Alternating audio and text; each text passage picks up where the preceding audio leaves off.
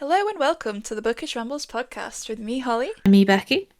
And today we are talking about rejection, but also about feedback and like how to basically work through feedback, figure out what's good, and actually then use it to get better. Because I think that's the one that a lot of newer writers struggle with is actually taking feedback in and then Yeah. using it. I think it's the fear of rejection. Yeah, Like, everybody has a slight fear of rejection. Like, I've gotten better at it, but, like, it doesn't mean that you're still anxious about it.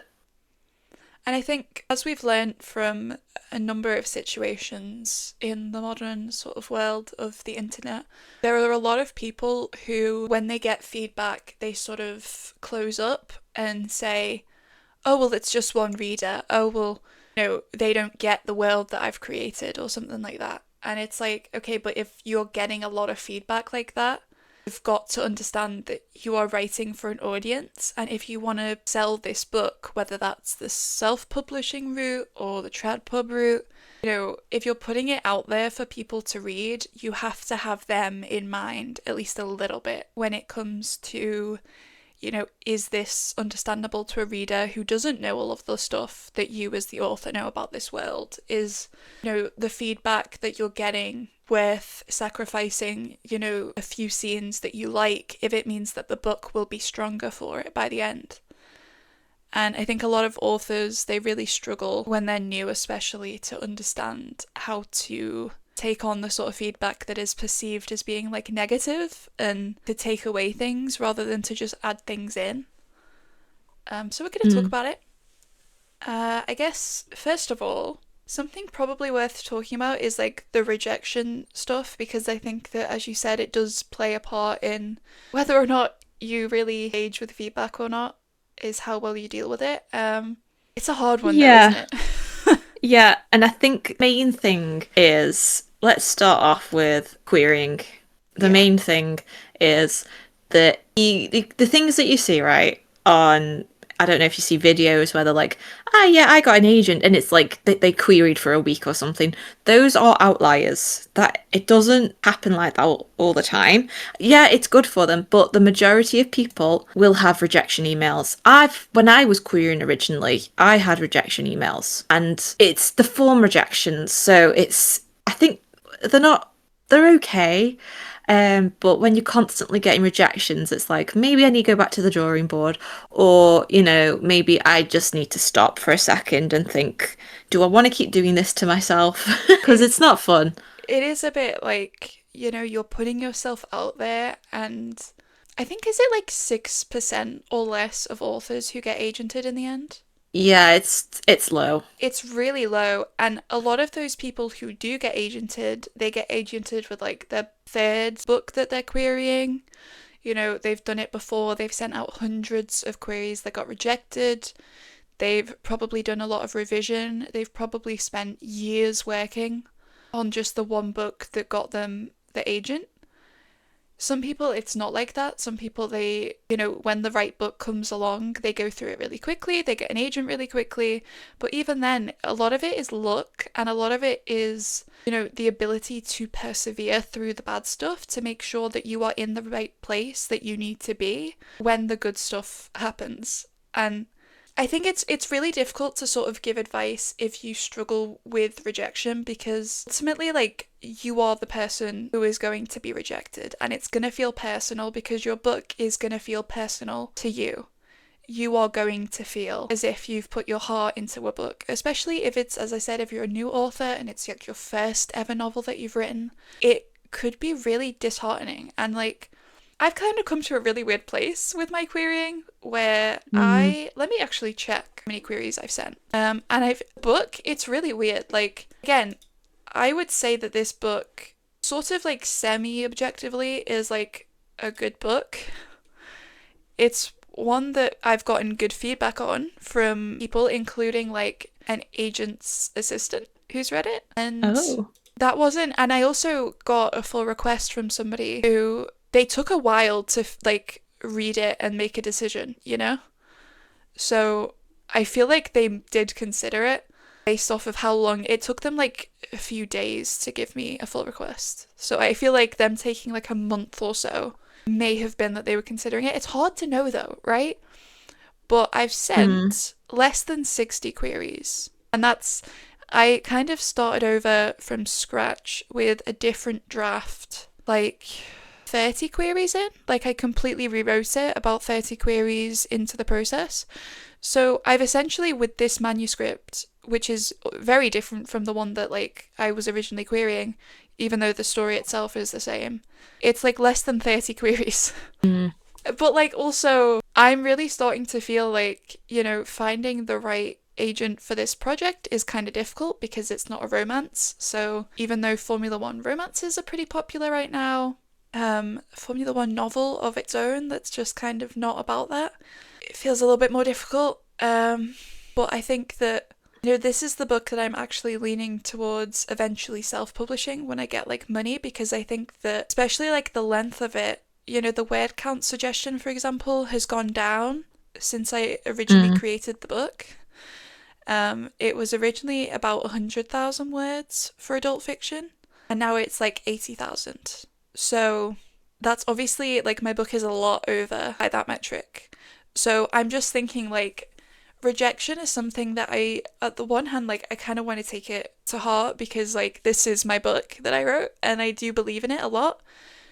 But also, I still believe in it, and I still think that to me, this is like the reason why I would self publish it is because I think that there are people who are ready to read it, and it does get a lot of interest when I talk about it because it's a Formula One book about a woman racing, and it's not a romance, so if you're not a romance fan, you can still engage with it.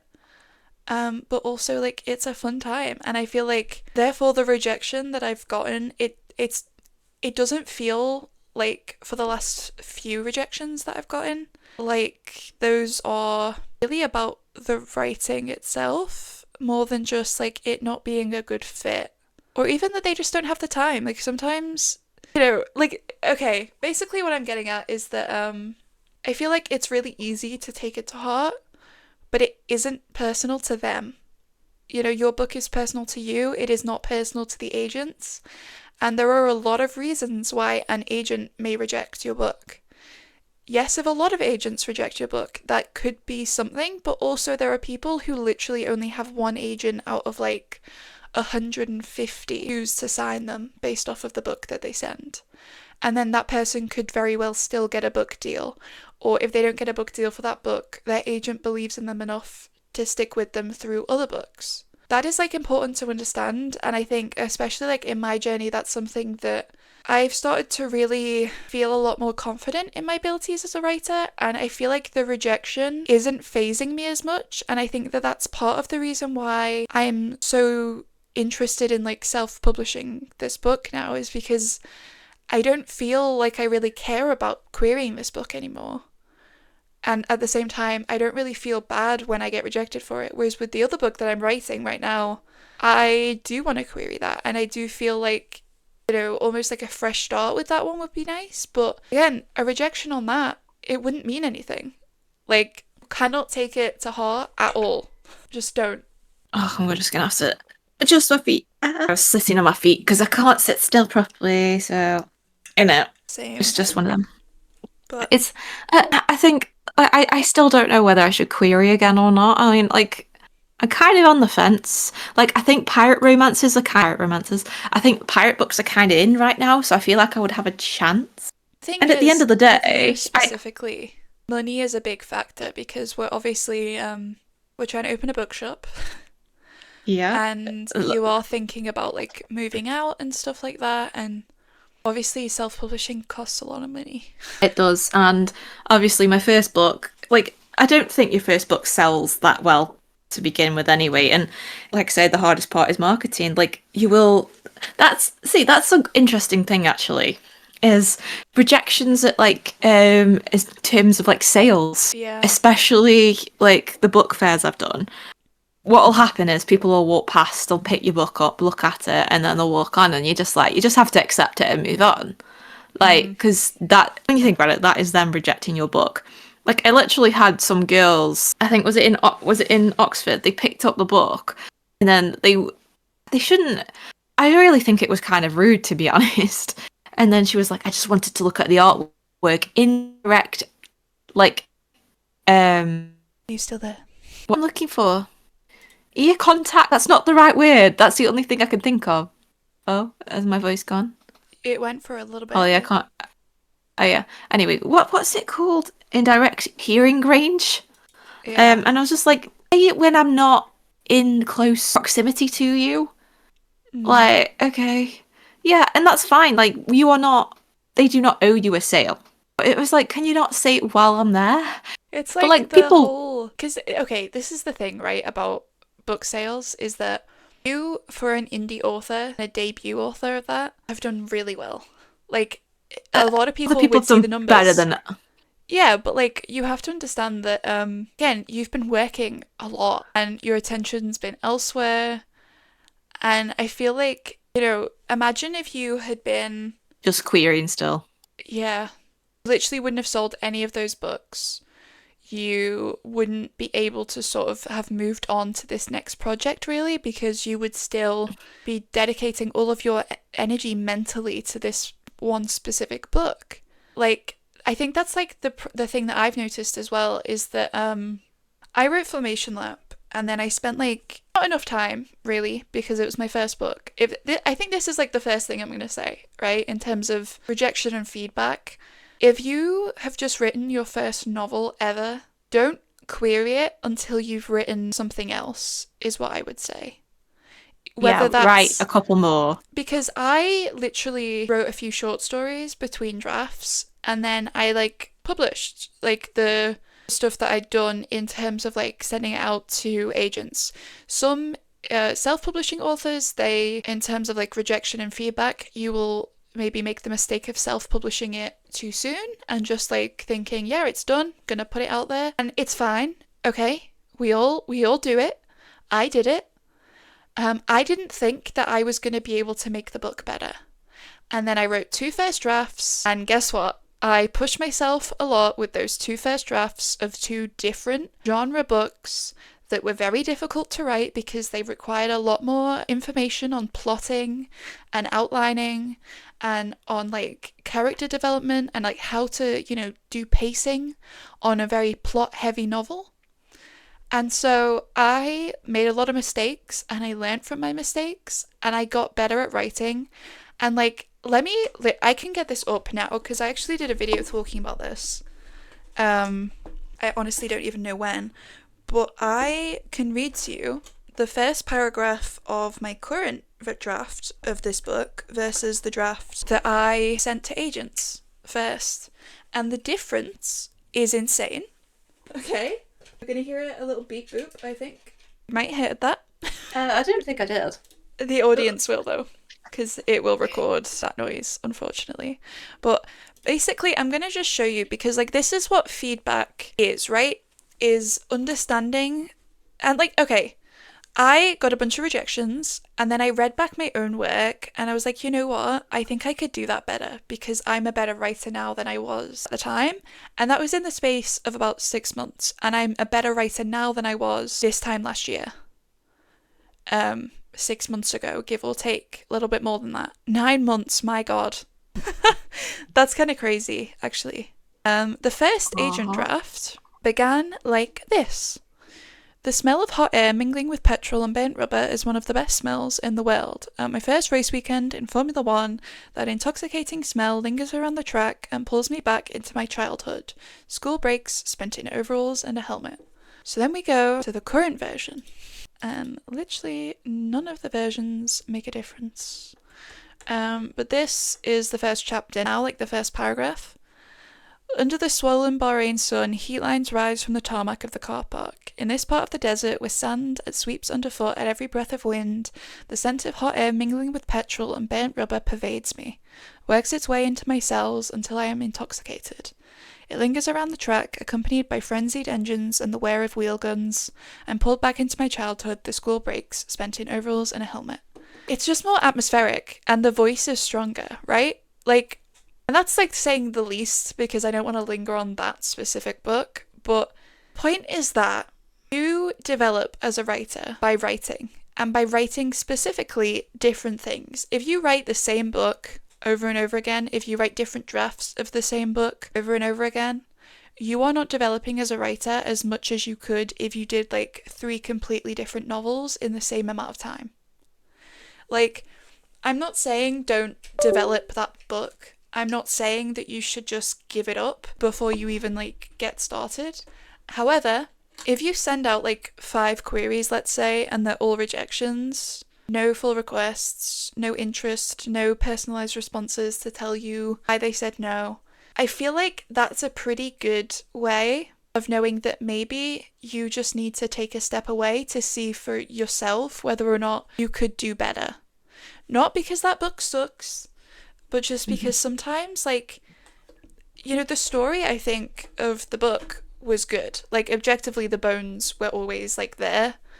And I still, as I said, I would self-publish it if I had the money right now to do that and, like, the time to go out and do signings and stuff. I actually had a neighbour who was like, is your book available to buy anywhere? And I was like, no. And she was like, and the worst part is she's literally a Formula One fan, and I didn't even tell her that it was a Formula One book. And she just wanted to show her support. Oh. Yeah, and I was like, oh, you would love it.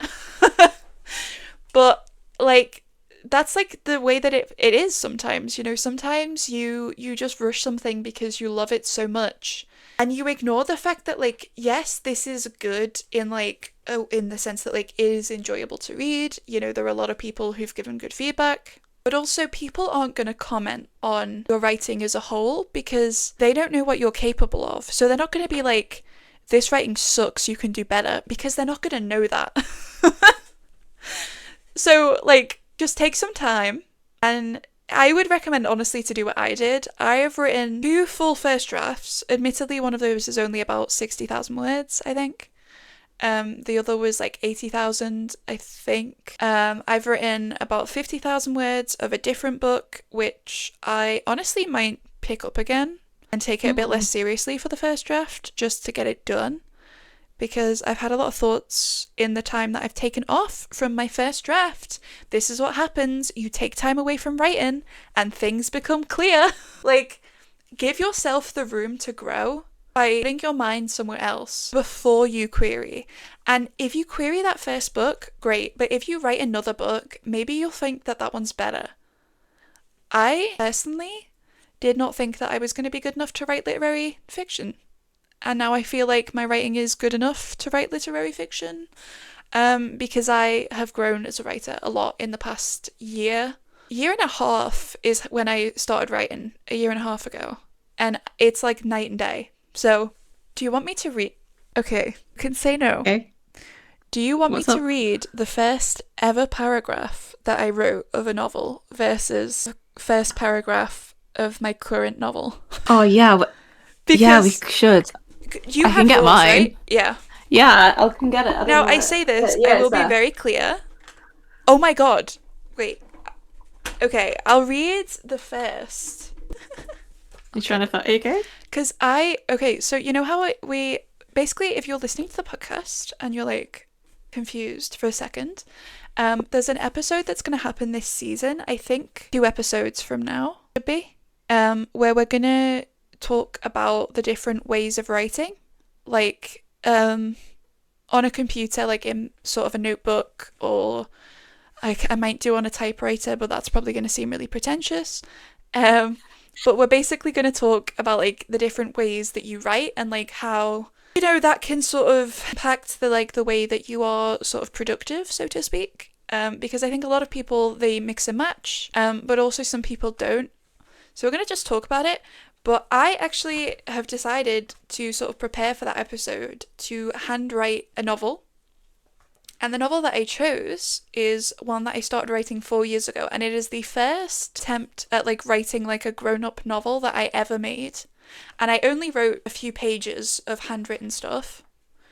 I did 1 session and then I never touched it again. But this is the original chapter of my first ever grown-up book. The first paragraph. I'm not going to read the whole thing, my god. I didn't even finish the chapter, I don't think. No. Which is fair enough because it's probably like 1,000 words max. But this is what I wrote 4 years ago when I was 19. Is that Oh, how? a little baby. Yeah, I looked so different. I had short hair. Picture this, okay? Chin length hair, fringe.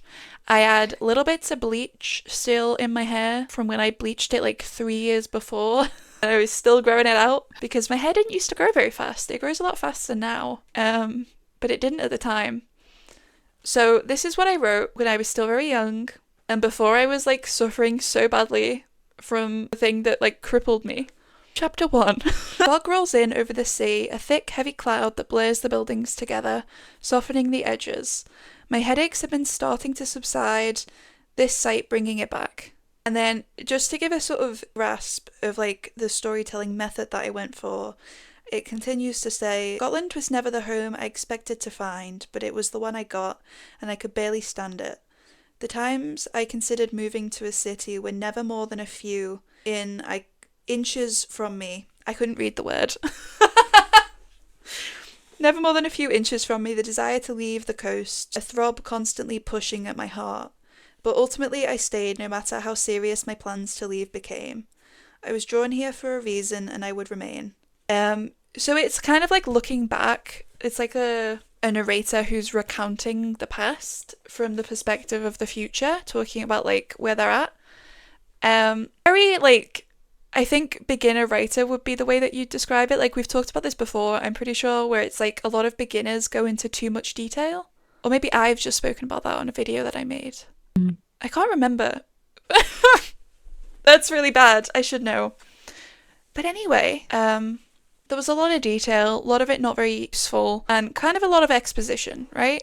This one, I'm considering getting rid of the like prologue in this book.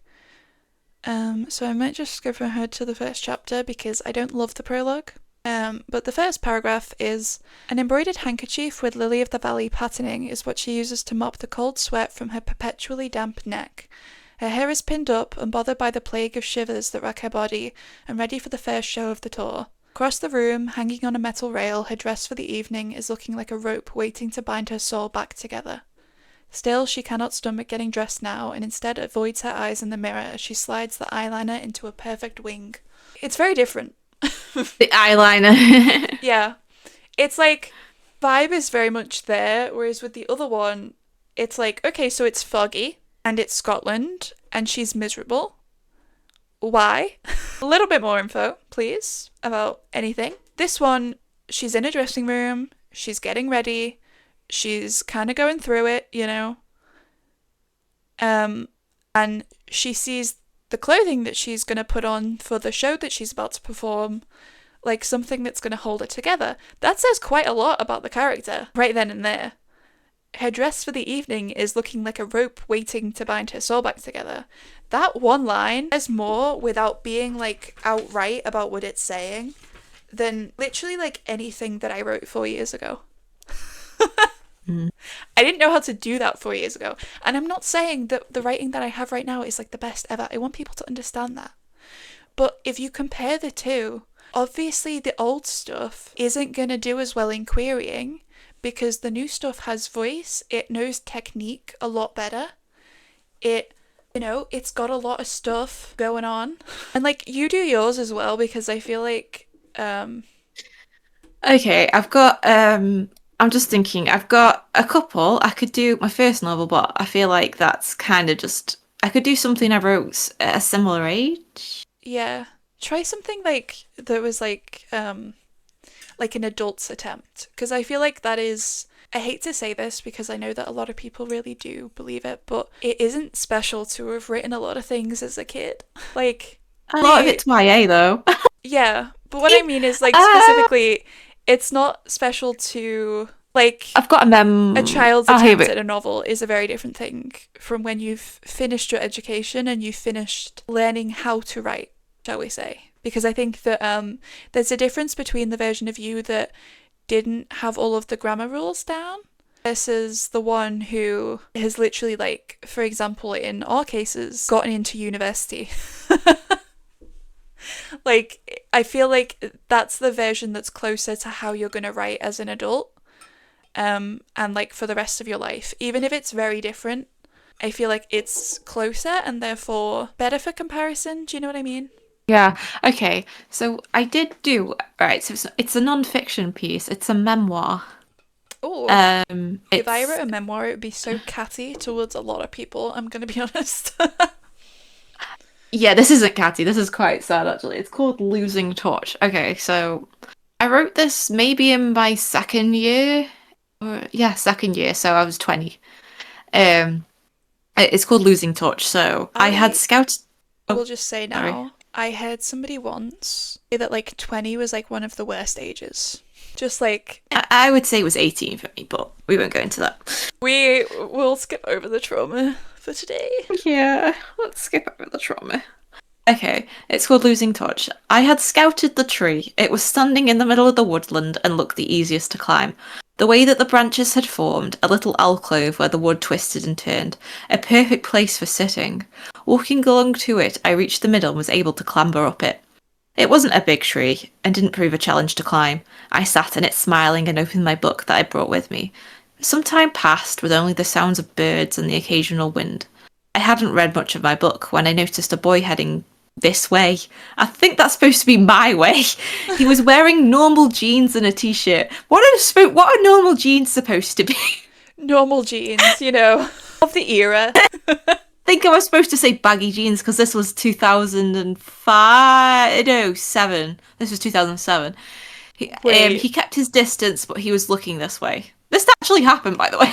Sitting in a tree as a kid in the caravan park, like I was reading a book in a tree. This sounds really, and this random kid came up to me and said, "I want to be your friend." We were being both kids 10. is so funny though. Like, I know why that's is it literally how it happened. every single holiday you just meet a friend and it's not like you don't even like have a discussion. It's just like, oh hi, I'm Holly. Oh hi, I'm this person.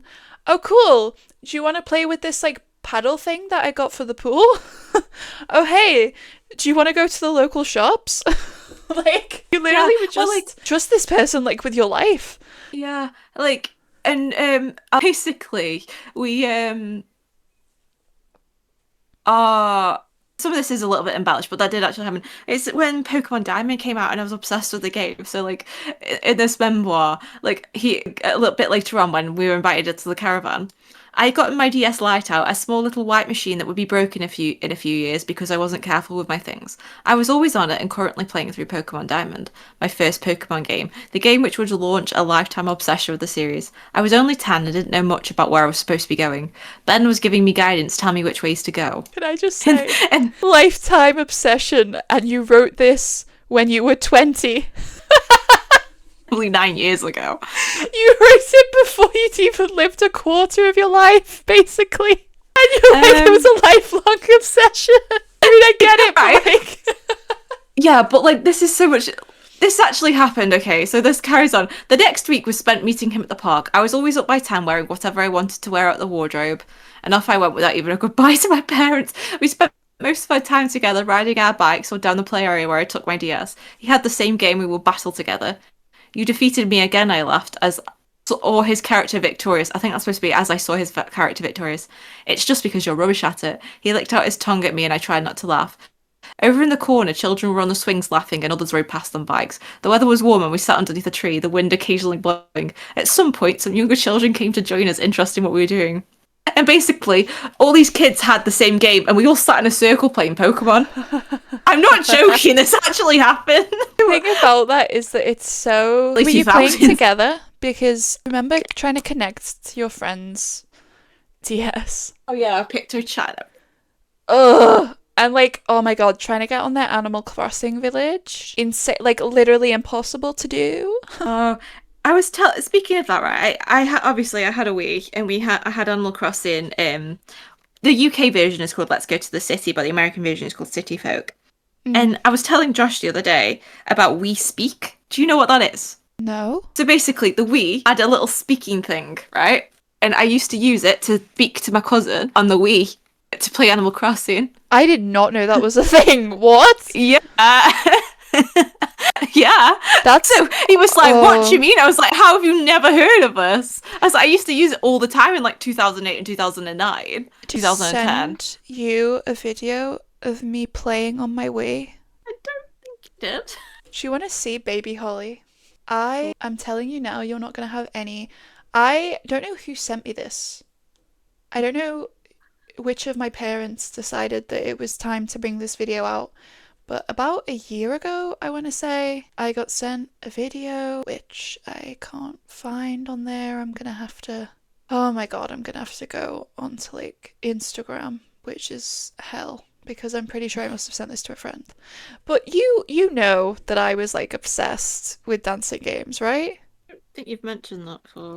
So I was like number 7 in the world on Just Dance for a pretty good while. I think you have mentioned that. Yeah, it's just like a little bit of lore, and I can still do just from like memory some of the dances that I did in like 2013. It's like it's a sensory memory. That song comes on, and I'm just like I'm so focused. It's hilarious. There's like a 3.5 minute video of me doing the dance to Let It Go, which was like my main dance. How old And were you? I like didn't even like the film at that point, but that You know, how song, old were you? How old would you have been? Like 10? 12 Okay, that makes me feel better. to 13-ish. But I literally like I locked in. Okay? I was so serious even like when I did it like 2 years ago this video. I like you literally looked at my face and I look like I'm taking a test. That's how seriously I took this. And so as a kid, I played games on the Wii because I didn't have like an Xbox. So even though on a Wii, the game, obviously it did not care how you were moving. Because all it knew was like where the remote was moving, right? So I didn't really think about that as a kid. I was like, that's cheating because I was deeply autistic. So for me, that was like an absolutely not kind of thing. And my arm is getting tired is what's happening because I'm holding up my arm to find this video on my phone. Wow, thank you so much. That has to be too far away because that's when I watched. Oh dear god, no, that's way too far away. No! Okay, but basically, there was this whole serious like bone in my body that would activate every time I would play one of these dancing games. It got to the point where I literally figured out how to like there was a version of supercalifragilisticexpialidocious, and it got to the point where I knew how to say that word backwards because of the dancing game. I do not like the film Mary Poppins, okay? So it is literally not because of the film. It is entirely, okay, because of this song in the dancing game that I learned how to do the dance to, and therefore I knew dance. Where the hell is this video? Why is it so difficult to find like a video of yourself? We need to talk about that. I should have this saved, but I don't. Well, anyway, what were we actually talking about? Like, why did this come up? Oh, right, because of, yeah. Oh god. So I do think that there's a lot of nostalgia about like the Wii, but I did not know that it could hear you speak. Yeah, I've sent you the art. There you go. That's what it looked like. It was crap. Those things, like, so you know, like Nintendo bought the Switch 2 out, right? With like the WeChat. It's not the first time they've done something like this. Okay, to be fair, I was thinking that it was like connected to the original Wii, and I was about to be terrified. Oh no! It came with Animal Crossing, pretty sure. Is that because on Animal Crossing it was like insane? It was just to speak to like your friends, so you could go across to the other town. So I just used to do it with my auntie, my cousin. Like I met like obviously okay for the American people that or anyone that's not in the UK. In the UK, you start school like high school at 12 or 11, and I started it. Yeah, I was in 2008. I was 11. And so, you know, well, that's when I started it in 2013. That's when I left. Oh, that's kind of crazy. Like, it's really weird to think that we weren't born in the same exact year because, like, we are the same person in so many ways. Others, but same in... Similar interests. I'd say our personalities are very, very different. I've just found a picture of, you know when there was, like, that take the edge off meme? And someone would be holding something. It's me, but I'm holding my cat's tail. Oh, for God's sake. She's very patient with me. Very sweet, very patient, very loving. until she decides that she's had enough. When did I do this? Please. It was only recent, so like I am having a little mini breakdown over this because I know that this picture exists. This video of me dancing.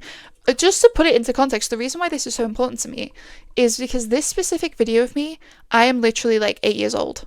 Like, when I say baby Holly, you are going to be like blown away by the Oh, that's me doing ballet like 4 months ago. Dear Lord. it's alright if you can't find it. It literally, I just don't know where I sent, like, surely it was sent to me by like my dad. Maybe my mom sent it to me. Ugh. I'm never again in my life gonna be like, you know what, I'll just find it. If I've sent it to someone, I'll be able to find it. Me, when I tried to find something and I could not find it. Looking at a dress I returned because I felt ugly in it, and it literally not looking that bad. What phase of my cycle was I in when I made the decision that that looked terrible? Probably not the best one to be making a decision like that, because that's actually a really cute dress. But also I felt bad in it, so I'm not gonna reverse that decision. Let's trust our guts, okay guys? If you feel uncomfortable in something, you're gonna feel uncomfortable in it, and that's gonna show. So don't force yourself. My God. Oh my god, did you hear that? I heard something. I accidentally clicked on a video, whoops. I get scared every time that I feel like sometimes I watch YouTube videos by mistake on the podcast while we're I need to send you this video. Oh, this is so funny. There was a Roblox game, and it was like Roblox Harry Potter, but there was like carriage ride to the castle. It was so funny. I was like dying. But no. Still no video of me as a kid. I will have to find this later and send it to you.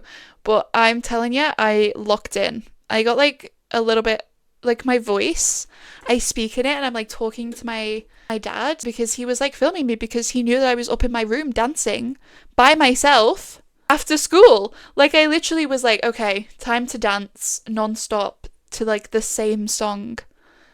I was dancing to the Rocky Horror Picture Show soundtrack at 8 years old. Well, why not? Exactly. But that's like... I guess this is all kind of relevant because, like, if you think about it, okay? We don't sit around in a circle playing Pokemon Diamond, was it? Was it Diamond? Yeah. Oh, why do I need to know that there's another bloody Fourth Wing book coming out? I really couldn't give one. Why is there another one? Because people like it for some reason. We could read Fourth Wing for the podcast, for the Patreon. Do we want to support a Zionist? We could get it from the library. It's a little different. To be fair, I do that. But because I would not buy the book physically anyway. Like, there's no way, because I'm not gonna like it. I know that I'm not gonna like it. But we could read it and talk about it on the Patreon for the podcast. We'll talk about that at the end of this episode. Don't worry. Okay. But we should probably get back to Rejection.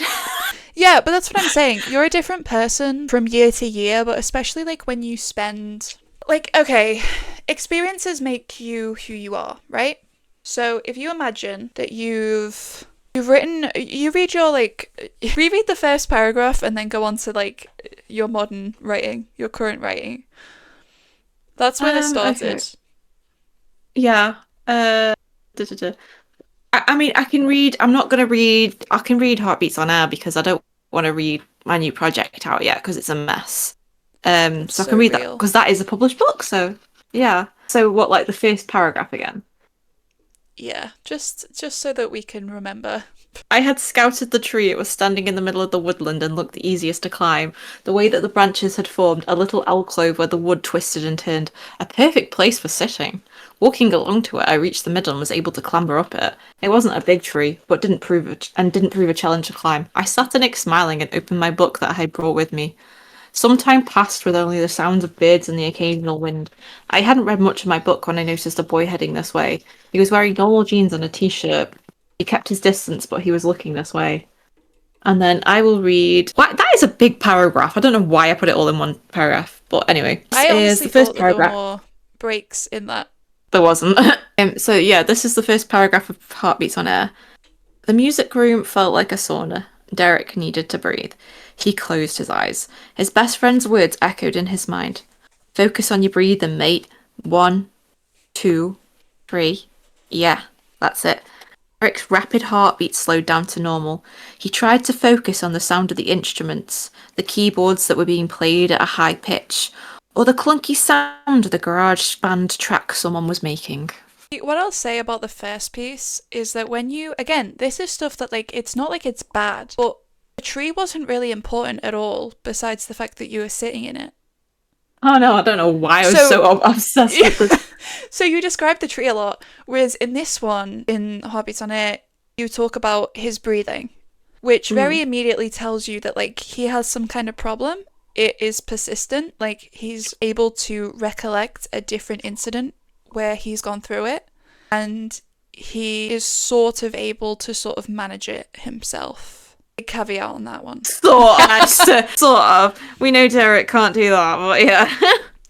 But basically, I feel like the difference is kind of similar with both of ours, where I decided to describe the place that this woman lives in after all of this stuff has happened as she's recollecting the past, which has absolutely no, like, it does not matter at all about the story that's about to be told, that this place that she lives in now is foggy and that she doesn't like it, because we can get to that later if it happens in the story, and if it doesn't, I feel like it needs to be more obvious why it's being mentioned in the first paragraph. Like, that's not very hooky for somebody to be like, this is a situation, this is the weather, I don't know why I live here, but, you know. And then, like, 3 paragraphs in, you get the fact that this is a story that's being told looking back. That's not helpful. That the reader, like, if you think about a book, that would be, like, page 2. So that's not, like, what people are looking at when they open it to see if the book is something that they might be interested in. Whereas the character, for example, in my other book, he's in a room, ready for a show, waiting to, again, the reason why I picked up that line about, like, the dress, like, binding her soul to her together is because there's something to be said about that. Obviously, you don't have to think too deeply into it, but to me, the reason why that line's there is because it suggests that, like, she is held together by idea of other people needing to think of her as having this very calm image. Like, she is held together by the sort of persona that she puts on stage, even when she's, like, moments before she has to go and do that, unable to even look herself in the eye, shaking, shivering, sweating, like, she's so stressed or whatever it is. Like, you know, she's going through it.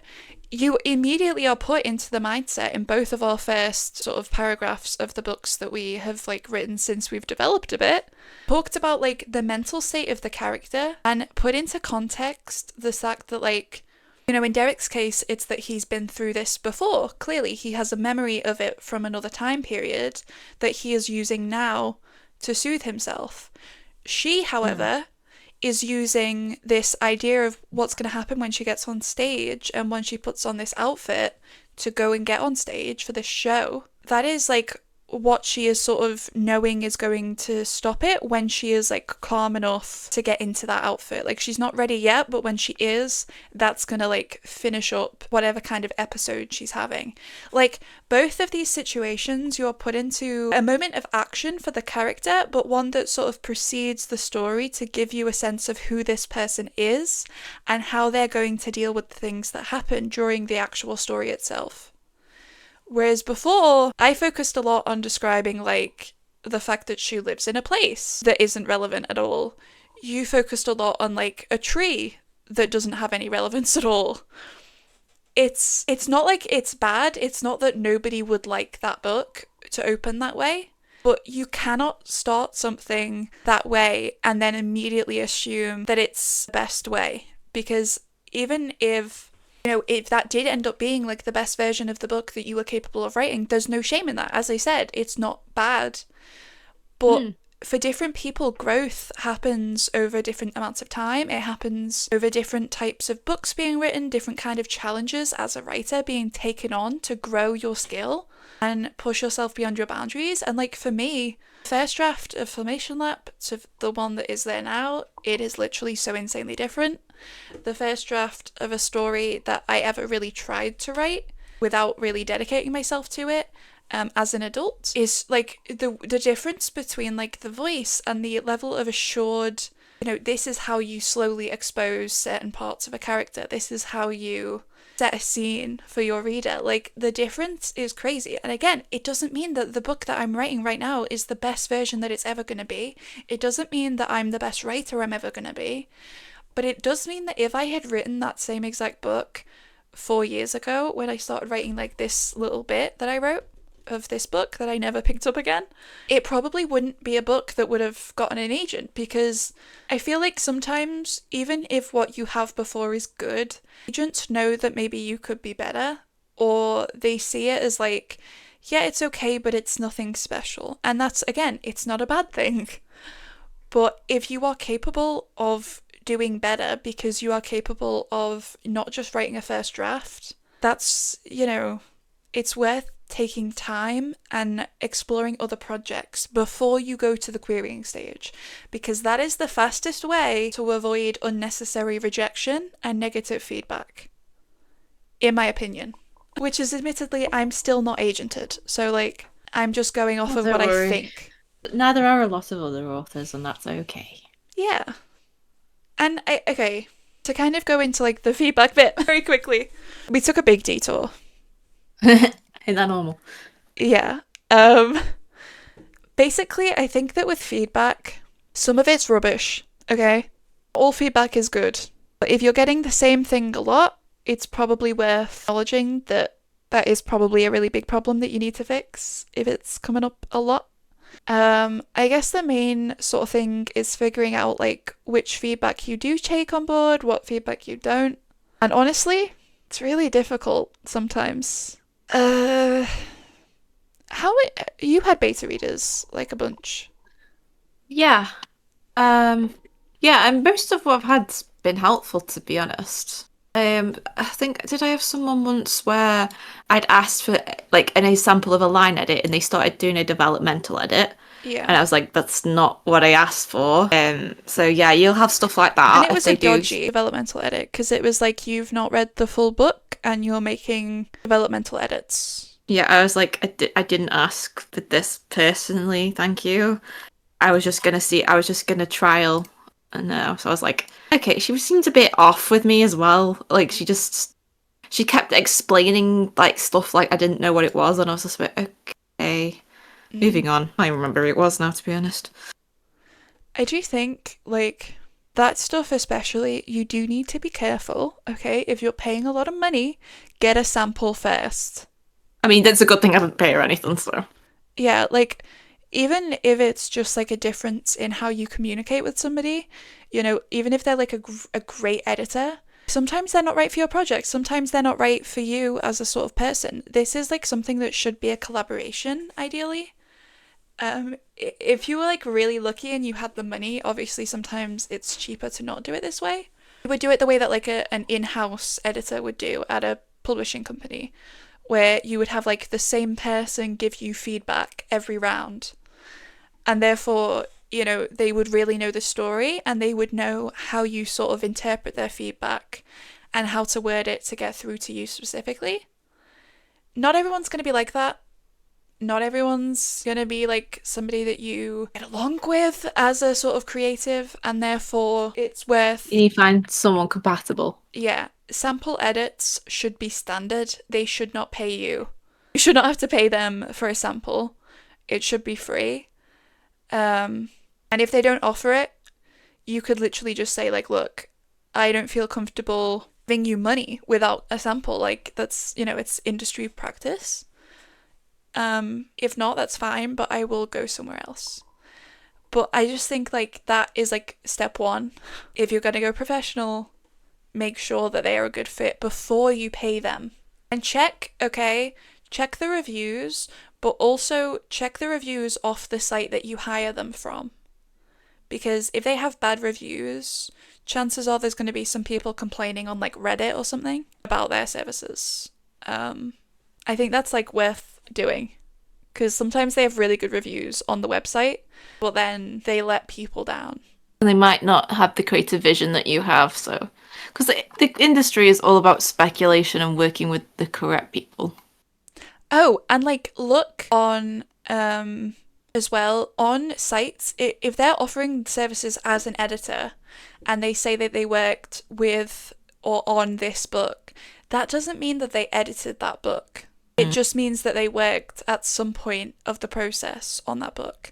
They may not have done anything to do with like the actual prose of the novel that they worked on. Look that stuff up, okay? Don't be like, wow, of course I want to spend money on this. Check that they actually like have credentials as an editor, because if you're thinking that, you can trust them because they edited like this book, that doesn't actually mean that that's what they did. And I think that it's important that you understand that. Otherwise, beta reader feedback. I have gotten really good beta feedback, I will Yeah, say. and you're going to be doing mine soon. Yes, and you'll be doing mine as well, similar. Um, Yeah. we're gonna be Well, I'll be able to swapsies. actually have time to do it now and just, Oh, you and your time schedule, it like would put me in a coma. But like, I think that well, with because I'll have train, because I'll be getting the train, I'll be able to just sit down and, read on the train. yeah, because I have to drive normally everywhere. So it's like, oh my God, a train. I can actually, yeah, I've got change, but like the first train is literally 6 minutes. That's kind of funny. They make you Yeah, travel. but I'm not paying £12.50 to park on a station when I could park for free in a side street. Yeah, that's so valid. That is actually disgusting, that cost. Yeah, I mean, the train station I go from, there's a small car park, it's only £2.50 for the day. That's great. That's Exactly. so much better than 12.50. There's only 11 spaces, that's the issue. So, like, it's just easier to walk, park 10 minutes away. You used to be able to park on the Tesco, but Now they they have the got like rid of 90-minute that. rule stuff. It's Yeah, like you it's can't be stupid. parked here for more than this time. Which is like, okay, corporate business. But basically, with beta readers, what you want to do is you want to have different people, ideally, some people that you don't know at all, because they're more likely to be honest with you if it's not good. Like, I feel like when you are proud of somebody who's like your friend, they're more likely to sort of hold back.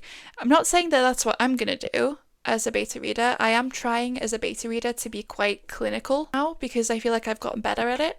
But I Mm. also think that like some people absolutely they're not going to want to test their relationship with you by being like, I didn't really love the book, to be honest. I felt like this area of it was really weak and that it let it down. Even in a And nice that, but way. that's what you want from a beta reader. Like, Yeah. I never understood that. Like, when I was doing my degree with like my workshops and stuff, like, you would want feedback like that. You'd want that because, like, they're not doing it to be mean to you. Yes, it can be very close to your heart and it can be a bit, but like at the end of the day, you're there to learn and to improve. That's what you're paying for. Well, that's exactly what we were saying earlier as well. It's like, just because an agent rejects your book doesn't mean that it's a bad book. Just because you put your heart into it doesn't mean that other people are going into it with the same eyes that you have for this project. So if they are harsh, don't take it to heart. But also, that's like the best feedback. You want someone to rip it to shreds and then also be like, but I loved it, by the way. Like, that's how you know that they really care about you as a writer as much as like the project, is when they're willing to like give you honest feedback that's really helpful. Like, for example, I had a lot of people tell me that they really liked some scenes that I felt like maybe because I wrote them, maybe they didn't have the emotional weight that I wanted them to, but then multiple people have been like, yeah, I really liked this scene. This was a really sweet scene. This made me cry a bit. This made me tear up. And I'm like, great. Every single beta reader that I've had has the same exact favourite scene of the book. That is how you know that you've done that scene right, is when everybody loves it and has no notes. Like, Mm. and on the flip side of that, I got feedback that told me that they wanted more. You told me that you wanted more. And so I added more. And I've added even more since then as well, even more since that round of edits. But I feel like, just because you get some feedback that seems negative because it's like stuff that you can improve, doesn't mean that it's actually like about the quality of the book as a whole. Sometimes it is just like that one scene or like half of the book needs a bit of work that Maybe your midpoint isn't very strong. Maybe, you know, maybe your characters are a bit weak. I feel like sometimes it really helps to spread out your beta readers across the drafts. A lot of people don't do first draft beta readers. I didn't, but I have for this one because it's literary, so I don't. I need somebody to tell me if the structure works at all before I start editing that. Before I have to make the Yeah, I decision mean, of how to do the structure. yeah, I'm doing beta readers with draft point 1, 1.2, just because I'm using it in place of a developmental edit. That's how I'm doing my developmental edit. Yeah. Um, because I mean, people work different processing, so But like as well, like if you feel like embarrassed to give your work over to somebody, even if they have like things to say that you perceive as being bad, it does not mean that the book is bad. It just means that they are giving you feedback that you can take. Or if they're really horrible, obviously some people are horrible. But like it's a them problem if they're going to be that rude about something that is literally a work in progress. Like if you're asking for feedback and they're being snotty about it, that is not a good beta reader. Like, I'm sorry, but a good beta reader would just say, this wasn't for me. However, these are the areas where I noticed that my attention was like lagging or something. They wouldn't be mean about it. Saying that it's not for them is a way of giving feedback that maybe, this isn't something that they would usually read and therefore that they're not the audience you're working towards. Saying like this was really bad, I feel like it can't be fixed, that sucks because I don't believe that that's true of like basically anything. Even if you have to strip something back so heavily that it's almost unrecognizable, characters or the world could still be exactly the same and it would be like a good book in the at the end of the process. I think that even if you had to sort of start almost over from scratch, if that's like the feedback that you get from a bunch of people and you trust their judgment, it could make your book better. And that's the important thing. If somebody gives you feedback and they're clearly not saying something that is like specific enough for you to make advice into it, and when it comes to like your next draft, you have like a checklist. If there's nothing in what they say that makes you think, oh, I could fix that by doing this, you don't have to listen to their feedback. Like, if you have no solutions for what they're saying, yes, it could be that you just don't know how to make solutions yet, in which case you could talk to them, say like, so was it this specific thing? Like, do you think that if this was changed that it would be okay? But otherwise, like, it could just be that, maybe the problem isn't that big. Maybe you cut the scene or something. I think that feedback really, it's hard when you're a beginner. You get better at it, but you have to be able to persevere with a text. You have to be able to. You have to be able to look at it until your eyes feel like they're about to start bleeding. Like, keep going with it and listen to what they say, but also, remember that this is like something to improve upon. It's not something to make you feel bad. It is something that can make your work sparkle. And I feel like some of the feedback that I got was so helpful for that specifically, and in making me feel like, my characters are lovable. And it's partially because of the people who encouraged me to sort of keep some of the moments that I thought might have been a bit cringy, because it's like it gives them personality.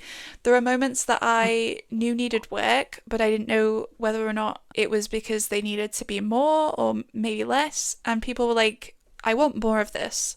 So I added more. And now people who read it are like, oh, I love this. This is so juicy. That is what you have to do. It's like the give and take and the thinking about it as a writer, but also thinking about it as like, is this person in my audience? And therefore, do I want to sort of bend a little to give them more of what they want as a whole, as a sort of collective? And it's getting late, so I'll just say, do you have any like final thoughts on that? no, it's just like take rejection. Don't take it lightly, but don't take it harshly. Take it Like on the you find chin. a yeah, there's a balance. Yeah, There's a balance. it sucks, but it sucks a lot less when however many rejections it takes. It sucks less when you get to a point where you are able to fully internalize the fact that it is not an indication of your skill or of the story that you've created and how much people could love it if it was published. It is like you are a human being, the agent is a human being, the editors at the publishing places, they're human beings. You know, a lot has to align, and a lot of different personalities are involved in that process of getting a book trad-pubbed. A lot of people, you know, every single reader has their own individual personality. Even if they like a trope that you use, doesn't mean that they're going to love the exact plot or the characters that you have. They might love the characters but not love the plot. They might love the characters and the plot but not love the tropes. Like, Mm. so literally, like, it's sometimes it's easy, like, especially with romance, for example, if you get the ick while you're reading a romance book, you might not want to finish that book, or you might read it and hate read it because you're like, this guy sucks and I don't like him. And I feel like, you know, you have to understand that if you've done that ever with a book, if you've ever picked up a book that you thought was going to be perfect and not liked it, if you've ever walked past a book like 100 times in a bookshop and then one day you think, you know what, I'll just give it a go, and then you've loved it and you've been like, why did I not read this 5 years ago? That's what people are going to do with your book. That's what people are going to do whether they're an agent or a reader. It's just going to happen.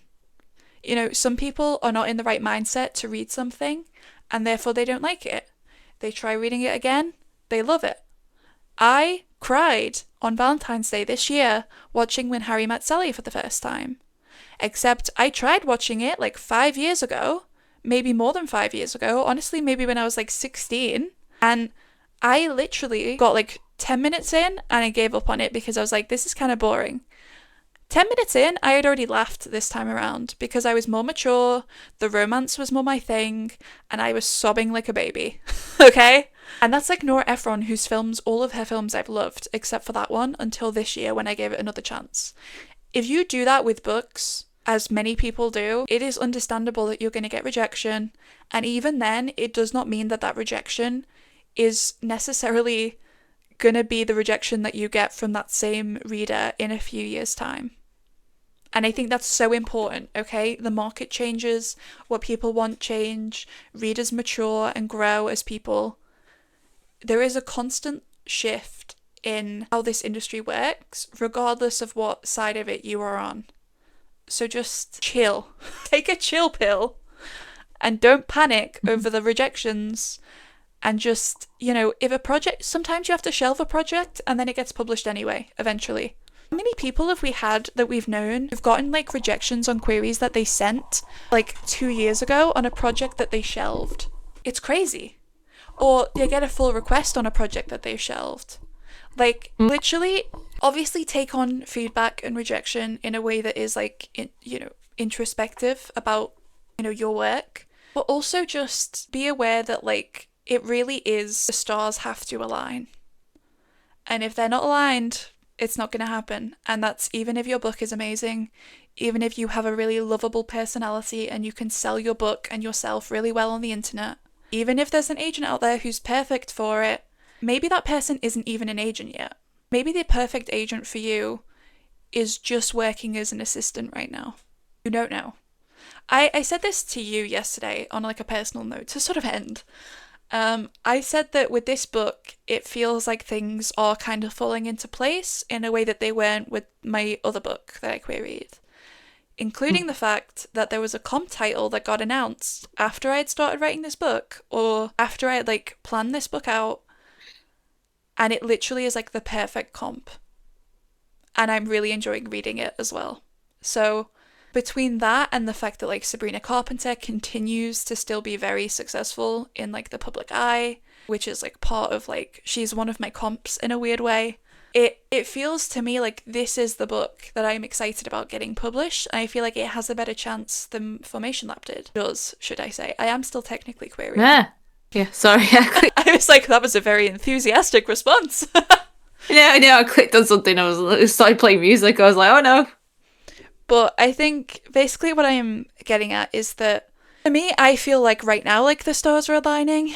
And I think that this could be my year, so to speak. I feel like the query letter that I wrote this time, it literally took me 2 drafts to get this query letter for this new book nailed. Like, literally, like the amount of edits that I got from 2 people who are really good at query letters, minimal. It took like a draft and a half, basically, to get it where it is. And I wouldn't have been able to do that with Formation Lab because I just didn't have the experience. And I didn't have the right timing, I don't think, for a lot of reasons. So, I don't know. I think that's all I really have to say about feedback and about rejection and sort of persevering. I don't like the way I said that. Persevering through it. But yeah, thank you. Oh, the Patreon. Sorry. I'm like getting ready to end it and then I'm like, no. But basically, No, you need to mention the Patreon. yes. So if you like this podcast, if you're still listening after this insane episode that we've had, oh my god, I could post the video of me dancing as a child on the Patreon when I find it. This is the thing. So we've made a Patreon. It's £3 a month. I don't know if you have to pay tax on top of that. Sorry, you shouldn't have to. But no, you wouldn't because it's under a threshold. Oh, good. So it's £3 a month. Every month you're going to get a free, not a free episode. I keep saying free. Like, you're literally paying. It's not free. Oh my god. So it's not free, but if you pay £3 a month, you do get an additional episode that will not be publicly available. And for example, the first episode that we're going to do is Wuthering Heights. If you haven't been watching the podcast for a long time, we do not like Wuthering Heights, the book, and we're also going to talk a little bit about the film. So it's going to be a juicy convo, I think. I know I have some thoughts that I would never say in public because it's like a beloved classic, but we're going to say them if you pay to hear it, you know? And they'll be up there, you know, it's not like we're going to take them down after a month or whatever. We're also going to post behind the scenes content, so I'm actually filming a video about writing by hand so that you can see like my actual process of writing a book by hand to see how I feel it compares in like insightful ways that you won't see in that podcast episode that I'm doing that as like an accompaniment. How say the word for me? Accompaniment. I can't even say it. Accompaniment. You know what? Accompaniment. It's close enough, whatever. It's to accompany that episode of the podcast is this video that I've been filming. So it's going to be like little vlog content, behind the scenes stuff, additional episodes that are perhaps a little too, like, for example, we might end up doing a Fourth Wing one, which it's going to be a little bit more ranty. We're never going to punch down, but if an author's like mega popular, the cards are off the table, you know? Because like, let's be real. Nicola, be punching up because yeah, like let's be real. We're not punching down because she's got more sales than we're probably ever gonna get. Yeah, and I'm be for that. It's just, you know, like she does not care that we don't like Fourth Wing. Like, yeah, you know, like we're not gonna just bash the books. We are gonna have like the same conversations that we would usually have, but they're gonna be about topics that we usually would feel like we'd maybe get a bit too much flack for, shall we say? But yeah, so we have a Patreon. We'll leave it in the link. Yeah, it's a Patreon for this podcast. You'll get additional content every month. If there's anything that you want us to do, we can consider doing it. Just let us know. And also, like, you will get a shout out on like the podcast if you pay, because obviously we will appreciate it. And all of the money, just to be clear, is going to go towards getting an editor for the podcast and like paying the sort of wages of staff, which is a weird way of saying currently me and Becky, but eventually also an editor, maybe like a producer or somebody. You know, the bigger that this thing gets, we want it to be like well produced. And I feel like the both of us, we're not useless, but like you're a bit better than me, but the quality isn't as big as it could be. Let's just say that, because we can't really, like, costs a lot of money. Yeah, so. We don't have headphones and, you know. Yeah, we would like a studio. No, we do have headphones. We don't have a studio, that's what I was trying to say. Yeah, so, but I think that's kind of it. And then eventually, you know, if we get a bunch of people who do subscribe to the Patreon, which again, nothing's going to change if you don't, like, as far as you're concerned as a listener. If you don't pay, nothing's going to change. If you do pay, you just get more content. So, and you'll see more of our faces because we're going to actually do, like, as I said, vlogs, behind the scenes stuff. You know, the vibes. Maybe some bloopers. At the end of every month, we could do, like, a blooper reel for the month. We'll see. That would require a lot of forethought, I'm not going to lie. But it's just like, you know, if you want to support us with money, that's great. If not, don't worry about it. We'll leave a link. And thank you for listening. See you next Goodbye. time. Yes. Bye.